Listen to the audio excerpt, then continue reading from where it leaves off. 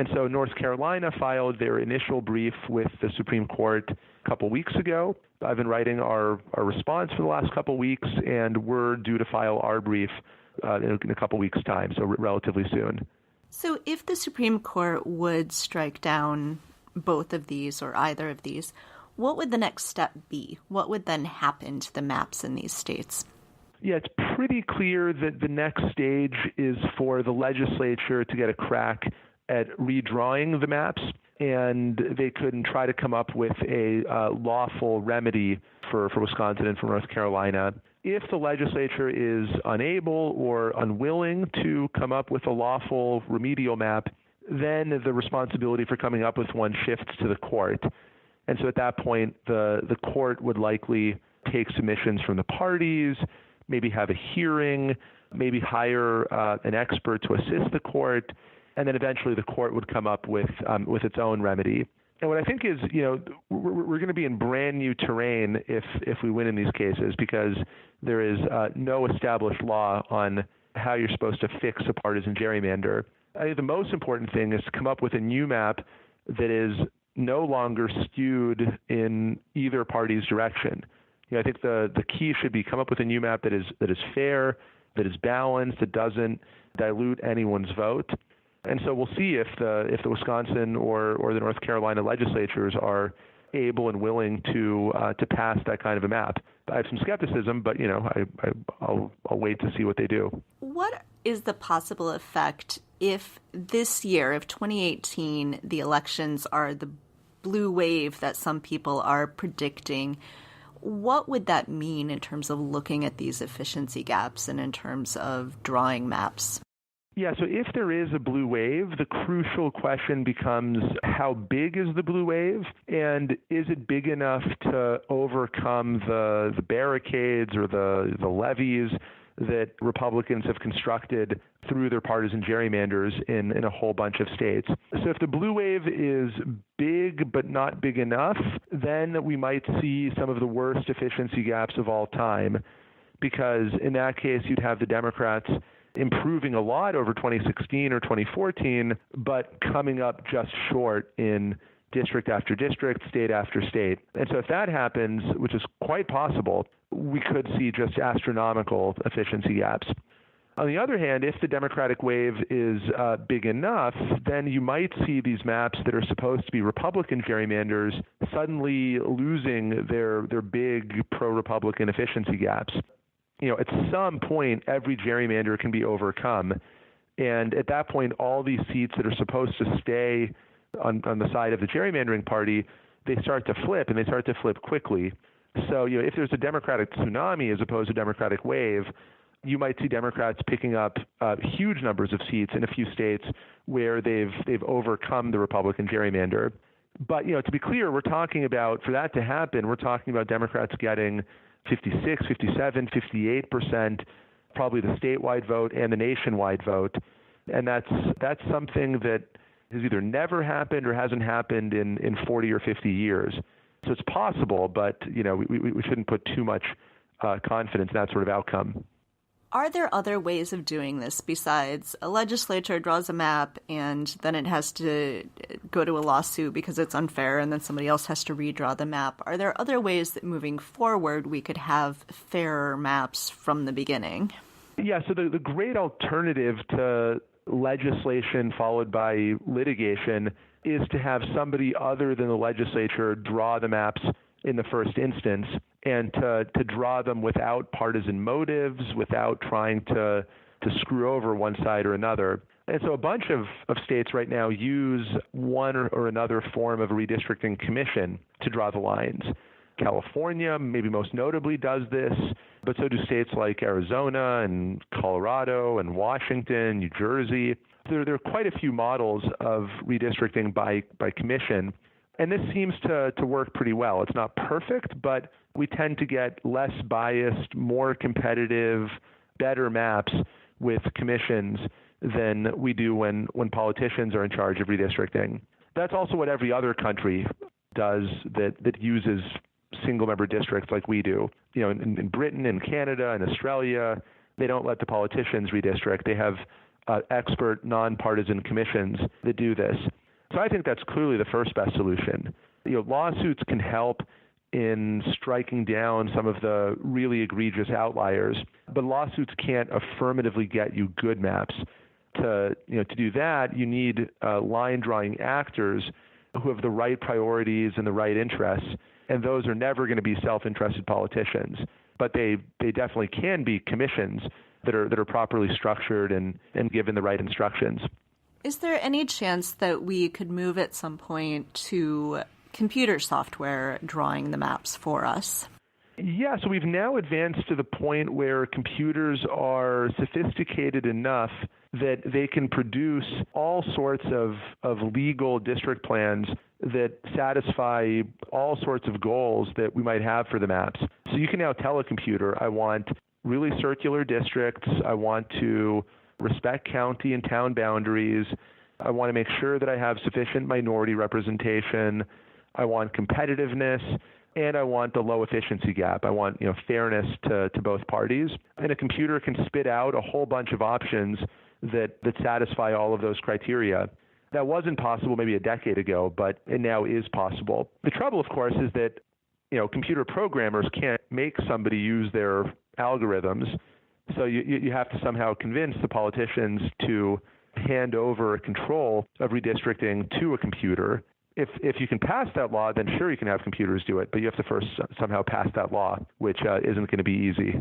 Yeah, or maybe a computer draws the map and then the commission can vote on it or something. Yeah, and it could be that commissions might be a good place to start with this, since they're not self-interested, and they are more interested in what are the different cutting-edge techniques that can assist with redistricting. You might find the commissions are pretty sort of fertile ground for some of these new computer programs. We lost a bit of this conversation where I asked about resources that listeners could use to learn more about redistricting and gerrymandering. Nicholas suggested PlanScore, which is a website where you can actually upload maps to see what the partisan efficiency gap would look like for those maps. And he also recommended a website called All About Redistricting. I've put links to both of those on our website. I've been listening to a ton of true crime podcasts lately, but there's just not enough conspiracy theories in it. What about international crime? But what about the psychological aspect? I mean, what were they thinking? Yeah, but who's talking about cults and even paranormal stuff? Hey, wait, that's us. It's Murder Blows. We're a podcast of 4 friends talking about the things we love the most. Join us on iTunes, Google Play, Stitcher, Spotify, Overcast, anywhere that you get your podcasts every Monday morning. And if you haven't gotten enough of us yet, we are on Twitter at Murder Blows and Instagram at Murder Blows Cast. So come hang out with us or listen to us every Monday. Thanks so much. Bye.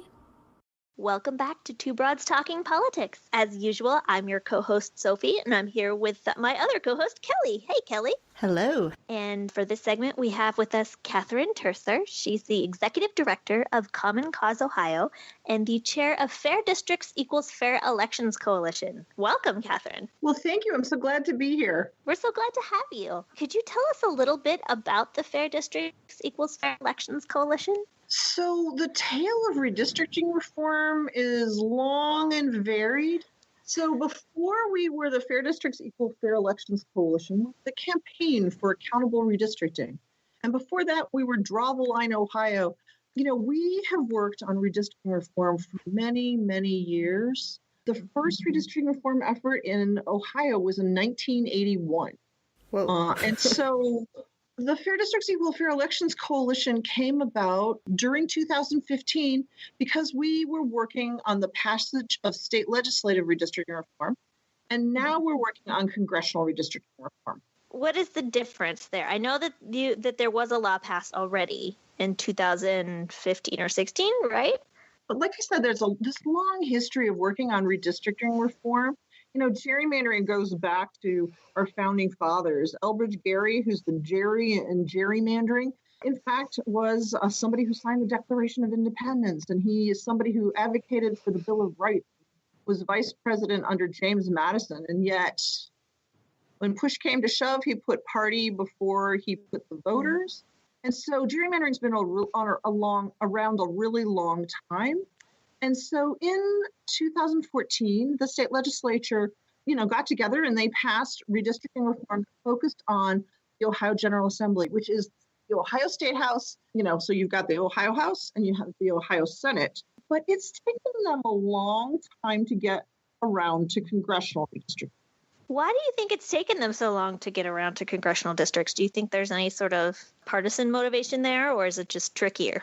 So I was actually really surprised. In 2015, we had all these efforts to address redistricting reform and conversations about how, the manipulation of the vote is actually manipulation of public policy. And issue 1 of 2015, which was state legislative redistricting reform, it actually passed by 71% of the vote. It passed in all 88 counties, which is nearly unheard of. And so I really thought, hey, the state legislature is going to work on this immediately, but that didn't happen. And I think there are a couple different things that were going on. One, at that point, John Boehner was the Speaker of the House. Mm-hmm. And it is one thing to change things that make it fairer in Ohio.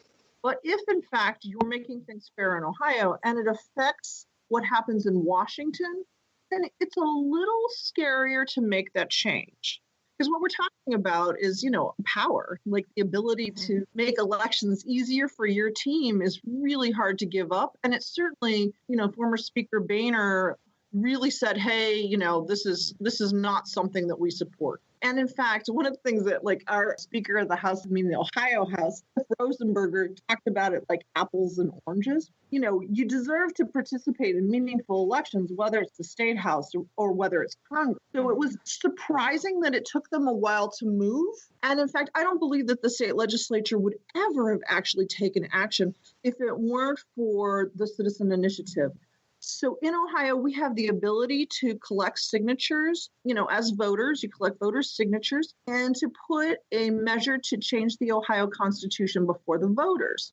If we had not collected, at this point, more than 200,000 signatures, I do not believe that the state legislature would have ever have acted.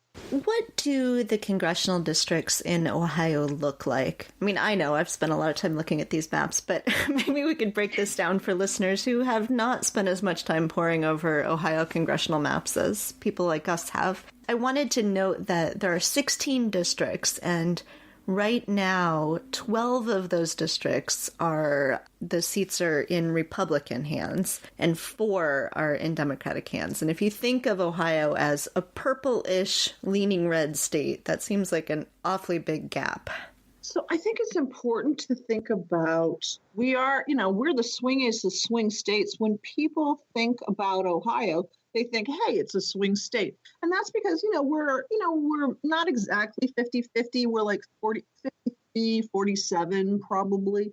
And what's important is whether it was a year that Ohioans elected Obama, like 2012, or whether it was a year where we elected President Trump, those districts were the same. The districts favored Republicans were won by Republicans. The districts favored Democrats.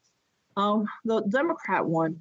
And so as we think about what gerrymandering does, is it actually creates a bunch of safe seats. And that means that it's much more difficult to hold our elected officials accountable. Now, of course, pretty is as pretty does, but our districts are darn ugly. There's a district that it floats along Lake Erie, and it goes, miles and miles. It goes from Toledo all the way to Cleveland. Mm-hmm. We have what we call the duck district. There's the snake on the lake that goes from Toledo to Cleveland. And then we have the duck district. That's Jim Jordan's district. It goes from Lorain County, which is right near Cleveland, which is northeast. And it shakes its tail feathers all the way on the Indiana border, in the middle. And so it's way, way west. And we have like a Rorschach ink blot. That's Joyce Beatty's district. At the end of the day, the biggest issue isn't that they're unattractive. It's that they divide communities. And that, in fact, our elections have been truly uncompetitive. In 2016, every single incumbent won. And this is the craziest thing. The average was 36 points. Wow. Yeah, 5 is competitive. That's incredible. I can't believe that. Yeah, so